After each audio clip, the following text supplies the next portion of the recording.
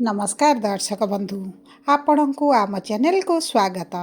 आपणकर जदि सिंह राशि तेबे एही भिडियोटी आपण मानक पई बहुत अधिक गुरुत्वपूर्ण रही।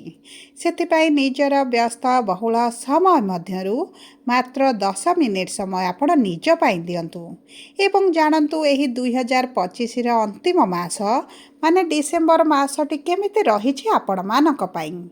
देखंतु दर्शक बंधु एही डिसेंबर मासर राशिफलटी आपणकर पूर्व विगत मास गुड़िक राशिफल परि सामान्य राशिफल नुहे, कारण एही मासरे छोट बड़ ग्रह को जदि गणना करा जाए तेबे 5टी प्रमुख ग्रह करुछंती राशि परिवर्तन। एथिमध्यरु गोटे एमिति गोचर हेब जे आपणकर विगत किछि दिन हेब जो आपणकर अत्यधिक करज बढ़ी जाइछि, आपणकर रोजगार रे कमी आसीछि, आपणकर संपर्क रे खटास्टी बढ़ी जाइछि, झगड़ा मनमालिन भली परिस्थिति चलीछि। एहा छड़ा आपणकर जो बिना कारण रे आपणक खर्चर परिस्थिति एमिति बढ़ी जाउछि जे आपण एहा बुझी पारु नाहंती जे केते रोजगार कले आपणको अंटिब। एवं सेथिपाई एही डिसेंबर मासर राशिफलटी सेही ग्रह मानकर परिवर्तन विषय रे आपणको जणाइब, जी आपणको आपणक शक्ति विषय रे अवगत कराइब। माने आपणक जीवन रे किछि गोटे बड़ घटना घटिबा पई जाउछि। तेबे आसंतु जानिबा एही डिसेंबर मास कोन परिवर्तन आनिबा आपणक जीवन रे एवं एही प्रमुख ग्रह गुड़िक मध्यरु केउ ग्रह गुड़िक आपणको शुभ फल देबे, केउ ग्रह गुड़िक आपणको अशुभ फल देबे, ता सहित आपणकर केउ क्षेत्रटी अधिक प्रभावित हेब एही वीडियो रे विस्तृत भाव रे आलोचना करिबा एवं शेष भाग रे जानिबा किछिटा सहज उपाय जहाँ आपणकर अशुभत्व को दूर करी शुभाशुभ फल को द्विगुणित करिब। सेतिपाई आपण आम सह जोड़ी होई रुहंतु। एबे आसंतु कार्यक्रमटी को आग को बढ़ाइबा, किंतु भिडियोटी को आरंभ करिबा पूर्वरु जदि आपणकर भी सिंह राशि होई थाए एवं आपण भी ईश्वर को आंतरिक भक्ति एवं विश्वास करती तेबे भिडियोटी को लाइक करंतु। कमेंट बॉक्स रे जय जगन्नाथ जय माँ लक्ष्मी अवश्य लिखि दियंतु। ता सहित आम सह जोगाजोग करिबा पई भिडियोर मध्य भाग रे एक व्हाट्सएप नंबर टिए दिया जाइछि, जो नंबर साहाय्य रे आपण आम सह जोगाजोग करी निजर नूतन कुंडली प्रस्तुत करि परिबे, कुंडली विश्लेषण कराई परिबे, किंबा आपणकर चाकरी विवाह व्यवसाय प्रेम संपर्क को नहीं किछि समस्या रहिछि ताहार सहजरे एवं स्वल्प मूल्य रे समाधान करि परिबे।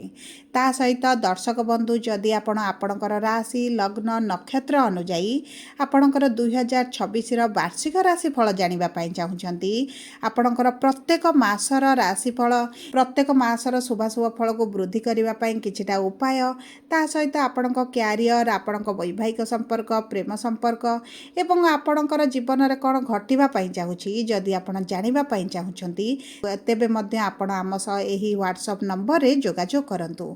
बहुत स्वल्प मूल्य रे आपणक वार्षिक राशिफल रिपोर्ट आपणको प्रदान करा जिवो।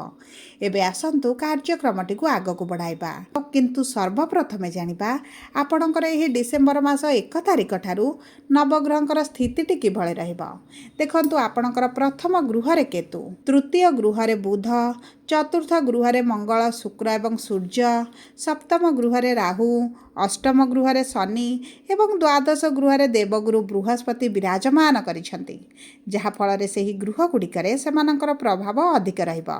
सर्वप्रथमे जानिबा आपणकर एही 1 तारिख ठारू चाकरी व्यवसाय कर्म क्षेत्रटी आपणकर किभଳି रहिबा पई जाउछि।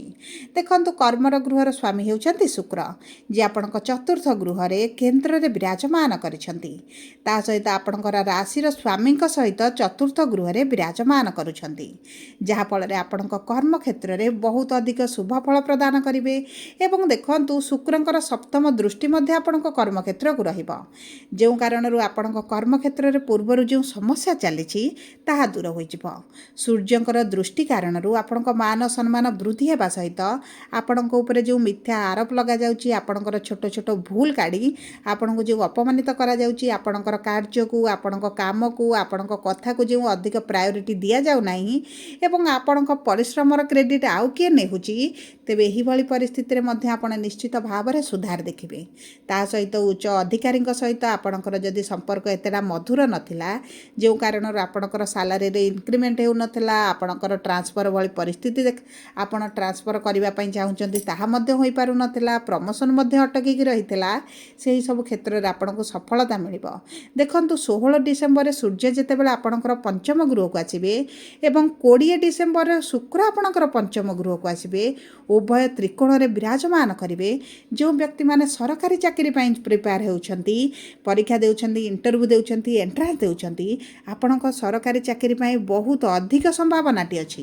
କାରଣ ଗୁରୁ ଆପଣଙ୍କର ଦ୍ୱାଦଶ ଗୃହରେ ରହି ସରକାରୀ ଚାକିରିର ଯୋଗ ବନାଉଛନ୍ତି।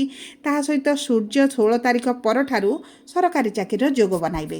ତେଣୁକରି ଆପଣ ଏହି ସମୟ ମଧ୍ୟରେ ଯଦି କିଛି ପରୀକ୍ଷା ଦିଅନ୍ତି, ଇଣ୍ଟରଭ୍ୟୁ ଦିଅନ୍ତି, ଏଣ୍ଟ୍ରାନ୍ସ ଦିଅନ୍ତି ଏବଂ ଆପଣଙ୍କ କୁଣ୍ଡଳୀ ଆପଣଙ୍କ ସାଥ ଦିଏ, ସରକାରୀ ଚାକିରିର ଯୋଗ ବନାଇ, ତେବେ ଆପଣଙ୍କର ସରକାରୀ ଚାକିରି ନିଶ୍ଚିତ ଭାବରେ ହୋଇଯିବ। କିମ୍ବା ଆପଣ ଯଦି ସରକାରଙ୍କ ସମ୍ବନ୍ଧିତ କିଛି କାର୍ଯ୍ୟ କରୁଛନ୍ତି ଏବଂ ଆପଣଙ୍କର ଅର୍ଥ ଫସିକି ରହିଛି, ଆପଣଙ୍କୁ କିଛିଟା ଡିଲ୍ ମିଳୁନାହିଁ, ବଡ଼ ପ୍ରୋଜେକ୍ଟ ମିଳୁନାହିଁ, ଆପଣଙ୍କ କାର୍ଯ୍ୟକ୍ଷେତ୍ରରେ ଆପଣ ଟିକେ ମାନ୍ଦା ପରିସ୍ଥିତି ଦେଖୁଛନ୍ତି, ସରକାରଙ୍କ ସମ୍ବନ୍ଧିତ ଆପଣ ଯେକୌଣସି କାର୍ଯ୍ୟ କରୁଛନ୍ତି ସେଥିରେ ଯଦି ଆପଣଙ୍କର କିଛି ସମସ୍ୟା ଚାଲିଛି, ସେଥିରେ ମଧ୍ୟ ଆପଣ ନିଶ୍ଚିତ ଭାବରେ ପରିବର୍ତ୍ତନ ଦେଖିବେ। ଏବଂ ଦର୍ଶକ ବନ୍ଧୁ, ଯଦି ଆପଣଙ୍କୁ କିଛି କୋର୍ଟ କଚେରୀ କେସ୍ରେ ଫସାଯାଇଛି, ମିଥ୍ୟା ଆରୋପ ଲଗାଯାଇଛି ଏବଂ ଆପଣ ସେଥିପାଇଁ ଚିନ୍ତିତ ଅଛନ୍ତି, ଷ୍ଟ୍ରେସ୍ରେ ଅଛନ୍ତି, କେମିତି ବାହାରିବେ ଚାହୁଁଛନ୍ତି, ତେବେ କେହି ନା କେହି ବ୍ୟକ୍ତି ଆପଣଙ୍କୁ ସାହାଯ୍ୟ କରିବେ। ଆପଣ ସେହିଭଳି ପରିସ୍ଥିତିରୁ ବାହାରକୁ ଆସିବେ। ଏବଂ ଦେଖନ୍ତୁ, ଏହି ସମୟ ମଧ୍ୟରେ ଯଦି ଆପଣ ବିଶେଷ ଭାବରେ 16 ତାରିଖ ପରଠାରୁ ଯଦି ଆପଣ କିଛି ନୂତନ ବ୍ୟବସାୟ କରନ୍ତି, ଚାକିରିକୁ ପରିବର୍ତ୍ତନ କରିବା ପାଇଁ ଯଦି ଚାହୁଁଛନ୍ତି ଏହି ସମୟରେ କରନ୍ତି, ତେବେ ଆପଣଙ୍କୁ ଆପଣଙ୍କ ବ୍ୟବସାୟରେ ଲାଭ ମିଳିବ, ଆପଣଙ୍କ ଚାକିରି କ୍ଷେତ୍ରରେ ମଧ୍ୟ ଲାଭ ଦେଖିବେ। ଆପଣଙ୍କ ମନପସନ୍ଦର ଚାକିରି ସହିତ ମନପସନ୍ଦର ଦରମା ସହିତ ମଧ୍ୟ ଆପଣଙ୍କୁ ଚାକିରି ପ୍ରାପ୍ତ ହୋଇଯିବ। ଏବଂ ଆପଣ ଏହି ସମୟ ମଧ୍ୟରେ ଯଦି ବିଦେଶରେ ଚାକିରି କରିବା ପାଇଁ ଚାହୁଁଛନ୍ତି, ବିଦେଶରେ କିଛି ବ୍ୟବସାୟ କରିବା ପାଇଁ ଚାହୁଁଛନ୍ତି, କିନ୍ତୁ ବିଦେଶ ଯିବାର ଆପଣଙ୍କର ଯୋଗ ବନୁନି, ଆପଣଙ୍କର ଯେକୌଣସି ସମସ୍ୟା ଆସିଯାଉଛି, ଭିଜା ପାସପୋର୍ଟରେ ହେଉ, ଆର୍ଥିକ ସମସ୍ୟା ହେଉ, ଯେଉଁ କାରଣରୁ ଆପଣ ଚାହୁଁଛନ୍ତି କିନ୍ତୁ ଯାଇପାରୁନଥିଲେ, ସେହି କ୍ଷେତ୍ରରେ ମଧ୍ୟ ଆପଣ ଶୁଭ ଫଳ ପ୍ରାପ୍ତି କରିବେ। ତା ସହିତ ଆପଣ ଯଦି ପୂର୍ବରୁ ବିଦେଶରେ ରହିଛନ୍ତି, କିଛି ବ୍ୟବସାୟ କରୁଛନ୍ତି, କିଛି ଚାକିରି କରିଛନ୍ତି, ଆପଣଙ୍କର ସେହି କ୍ଷେତ୍ରରେ ମଧ୍ୟ ଶୁଭ ଫଳ ପ୍ରଦାନ କରିବେ।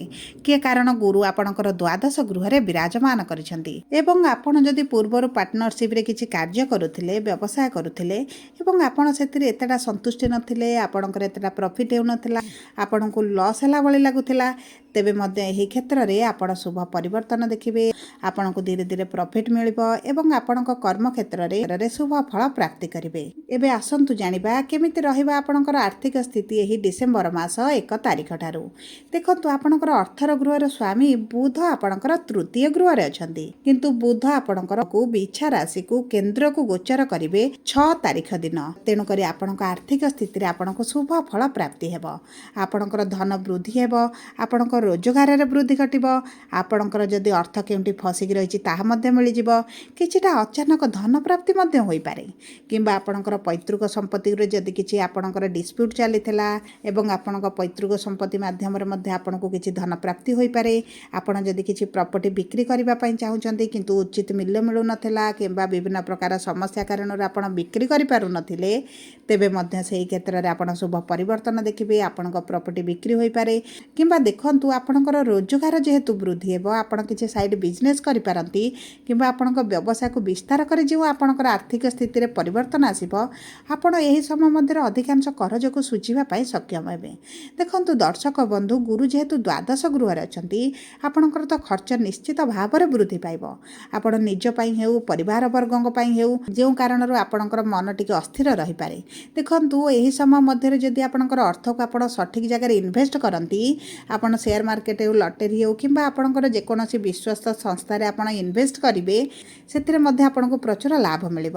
କାରଣ ଗୁରୁ ଯେହେତୁ ଦ୍ୱାଦଶ ଗୃହରେ ଅଛନ୍ତି, ଆପଣଙ୍କର ଅର୍ଥ ଆପଣଙ୍କ ହାତରେ ରହିବ ନାହିଁ।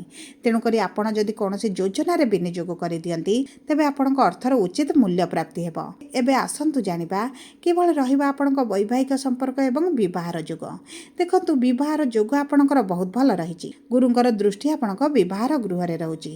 ତେଣୁକରି ଆପଣଙ୍କର ବିବାହର ଯୋଗ ଯୋଗ ବନିବା ସହିତ ପୂର୍ବରୁ ଯେଉଁ ସବୁ ସମସ୍ୟା ଆସୁଥିଲା ବିବାହରେ ତାହା ଦୂର ହୋଇଯିବ। ଆପଣଙ୍କ ମନପସନ୍ଦର ପ୍ରସ୍ତାବ ଆପଣଙ୍କୁ ମିଳିବ ଏବଂ ଆପଣଙ୍କର ଯଦି ଅଚାନକ ବିବାହ ଭାଙ୍ଗି ଯାଉଥିଲା ତେବେ ମଧ୍ୟ ଆପଣଙ୍କର ବିବାହ ଠିକ୍ ହୋଇପାରେ କିମ୍ବା ବିବାହ ମଧ୍ୟ ହୋଇପାରେ। କିନ୍ତୁ ଦେଖନ୍ତୁ ଆପଣଙ୍କ ବୈବାହିକ ସମ୍ପର୍କରେ ଯେଉଁ ମନମାଳିନ ମତଭେଦ ଚାଲିଛି, ରାହୁ ଯେହେତୁ ବିବାହର ଗୃହରେ ଅଛନ୍ତି ଏହିଭଳି କିଛିଟା ସମସ୍ୟା ଆପଣ ଦେଖିପାରନ୍ତି। ଆପଣଙ୍କ ସାଥୀଙ୍କ ସ୍ୱାସ୍ଥ୍ୟରେ ଟିକେ ଋତୁକାଳୀନ ସମସ୍ୟା ଦେଖାଦେଇପାରେ, ମୁଣ୍ଡ ବ୍ୟଥା ଭଳି ପରିସ୍ଥିତି ମଧ୍ୟ ଦେଖାଦେଇପାରେ। ସେଥିପାଇଁ ଆପଣଙ୍କ ସାଥୀଙ୍କ ସ୍ୱାସ୍ଥ୍ୟକୁ ଆପଣଙ୍କୁ ଜଗିବାକୁ ପଡ଼ିବ।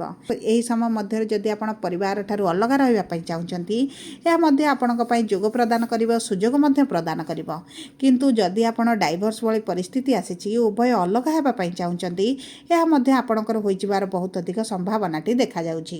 ଯଦି ଆମେ ଦେଖିବା ଆପଣଙ୍କର ଶିକ୍ଷା ଏବଂ ସନ୍ତାନର ଯୋଗକୁ, ତେବେ ଗୁରୁଙ୍କର ଦୃଷ୍ଟି ଆପଣଙ୍କର ପଞ୍ଚମ ଗୃହରେ ଗୁରୁଙ୍କ ରାଶି ଉପରେ ରହୁଥିବାରୁ ଶିକ୍ଷା କ୍ଷେତ୍ରରେ ଆପଣଙ୍କର ପରିଶ୍ରମ ବଢ଼ିବା ସହିତ ଆପଣଙ୍କର ପରିଶ୍ରମର ଉଚିତ ମୂଲ୍ୟ ଆପଣଙ୍କୁ ପ୍ରାପ୍ତ ହେବ। ଆପଣଙ୍କ ପରିଶ୍ରମର ଫଳ ମିଳିବ। ଯଦି ଆପଣ କିଛି ପରୀକ୍ଷା ଦେଉଛନ୍ତି ଚାକିରି ପାଇଁ, ସେଥିରେ ମଧ୍ୟ ଆପଣଙ୍କୁ ସୁଫଳତା ପ୍ରାପ୍ତି ହେବ। କିମ୍ବା ଆପଣ ଏହି ସମୟ ମଧ୍ୟରେ ଶିକ୍ଷା ସମ୍ବନ୍ଧିତ ଯଦି କିଛି ନିଷ୍ପତ୍ତି ନିଅନ୍ତି ତାହା ମଧ୍ୟ ଆପଣଙ୍କ ପାଇଁ ଶୁଭଦାୟକ ରହିବ। ତା ସହିତ ଯେଉଁମାନେ ସନ୍ତାନ ପ୍ରାପ୍ତି ପାଇଁ ଚେଷ୍ଟା କରୁଛନ୍ତି ଏବଂ ସନ୍ତାନ ପ୍ରାପ୍ତିରେ ସମସ୍ୟା ଆସୁଥିଲା, ତେବେ ଆପଣଙ୍କ ସନ୍ତାନ ପ୍ରାପ୍ତି ପାଇଁ ବହୁତ ଭଲ ଯୋଗ ବନୁଛି। ଆପଣଙ୍କର ସନ୍ତାନ ହୋଇପାରେ କିମ୍ବା ଆପଣ ଯଦି ପୂର୍ବରୁ ଡାକ୍ତର ଏବଂ ପୂଜା ବିଧି ପାଠ କରିବା ପରେ ମଧ୍ୟ ଆପଣଙ୍କୁ କିଛିଟା ସୁଫଳ ମିଳିନଥିଲା, ତେବେ ମଧ୍ୟ ଆପଣଙ୍କୁ ସୁଫଳ ମିଳିବ, ସନ୍ତାନ ସୁଖ ଲାଭ କରିବେ। ଏବଂ ଯଦି ଆପଣଙ୍କ ସନ୍ତାନଙ୍କ ସହିତ କିଛି ସମସ୍ୟା ଚାଲିଛି ତାହା ମଧ୍ୟ ଧୀରେ ଧୀରେ ଦୂର ହୋଇଯିବ। ଏବେ ଆସନ୍ତୁ ଜାଣିବା କିପରି ରହିବ ଆପଣଙ୍କର ସ୍ୱାସ୍ଥ୍ୟ ଏହି ଡିସେମ୍ବର ମାସ ପ୍ରାରମ୍ଭରୁ। ଦେଖନ୍ତୁ, କେତୁ ଯେହେତୁ ଆପଣଙ୍କ ପ୍ରଥମ ଗୃହରେ ଅଛନ୍ତି, ଆପଣଙ୍କର ଟିକେ ବିପି, ଡାଇବେଟିସ୍, କୋଲେଷ୍ଟ୍ରଲ୍ ଭଳି ପରିସ୍ଥିତିରେ ଉଚ୍ଚ ନିଚ ଭଳି ପରିସ୍ଥିତି ଦେଖିପାରନ୍ତି। ତା ସହିତ ସୂର୍ଯ୍ୟ ଯେତେବେଳେ ଆପଣଙ୍କର ପଞ୍ଚମ ଗୃହକୁ ଆସିବେ ଏବଂ ଆପଣଙ୍କର ପ୍ରଥମ ଗୃହକୁ ଦୃଷ୍ଟି ଦେବେ, ଆପଣଙ୍କର ସ୍ୱାସ୍ଥ୍ୟରେ ଇମ୍ୟୁନିଟି ପାୱାର ଟିକେ ବଢ଼ିଯିବ, ରୋଗ ପ୍ରତିରୋଧକ ଶକ୍ତିରେ ବୃଦ୍ଧି ଘଟିବ। କିନ୍ତୁ ଆପଣଙ୍କର ଗୁରୁ ଦ୍ୱାଦଶ ଗୃହରେ ଥିବାରୁ ଖାଦ୍ୟ ପାନୀୟ ଉପରେ ବିଶେଷ ଭାବରେ ଦାୟିତ୍ୱ ନିଅନ୍ତୁ। ଆପଣଙ୍କର ମୋଟାପା ବଢ଼ିପାରେ, ପେଟରେ ସମସ୍ୟା ଦେଖାଦେଇପାରେ, ଡାଇଜେସନରେ ସମସ୍ୟା ଦେଖାଦେଇପାରେ। ସେଥିପାଇଁ ବାହାର ଖାଦ୍ୟକୁ ଯେତେ ଆଭଏଡ଼ କରିବେ ଆପଣଙ୍କ ପାଇଁ ଉଚିତ ରହିବ। ସବୁ ପରେ ଶୁଭାଶୁଭ ଫଳକୁ ବୃଦ୍ଧି କରିବା ପାଇଁ ଆପଣ ସୂର୍ଯ୍ୟଙ୍କୁ ପ୍ରତିଦିନ ପ୍ରାତଃ ସମୟରେ ତମ୍ବା ପାତ୍ରରେ ଜଳ ଅର୍ପଣ କରନ୍ତୁ। ହୃଦୟ ଆଦିତ୍ୟ ସ୍ରୋତ ପ୍ରତିଦିନ ପାଠ କରନ୍ତୁ। ତା ସହିତ ସୂର୍ଯ୍ୟଙ୍କ ବୀଜ ମନ୍ତ୍ର 108 ଥର ପ୍ରତିଦିନ ପ୍ରାତଃ ସମୟରେ ଜପ କରନ୍ତୁ। ଗୁରୁଙ୍କର ବୀଜ ମନ୍ତ୍ର ମଧ୍ୟ ଆପଣ ଜପ କଲେ ଆପଣଙ୍କ ପାଇଁ ଶୁଭଦାୟକ ରହିବ। ଯଦି ଆପଣଙ୍କର ସିଂହ ରାଶି ହୋଇଥାଏ, ଭିଡ଼ିଓଟି କିଭଳି ଲାଗିଲା କମେଣ୍ଟ ବକ୍ସରେ ଲେଖି ଜଣାନ୍ତୁ। ଯଦି ଆପଣଙ୍କ ପ୍ରିୟଜନଙ୍କର ସିଂହ ରାଶି ହୋଇଥାଏ, ଭିଡ଼ିଓଟି ତାଙ୍କ ସହ ସେୟାର କରନ୍ତୁ। ଯଦି ପ୍ରଥମ ଥର ଆମ ଚ୍ୟାନେଲକୁ ଆସିଛନ୍ତି, ଚ୍ୟାନେଲଟିକୁ ସବସ୍କ୍ରାଇବ୍ କରନ୍ତୁ। ପାଖରେ ଥିବା ବେଲ୍ ଆଇକନକୁ ପ୍ରେସ୍ କରନ୍ତୁ।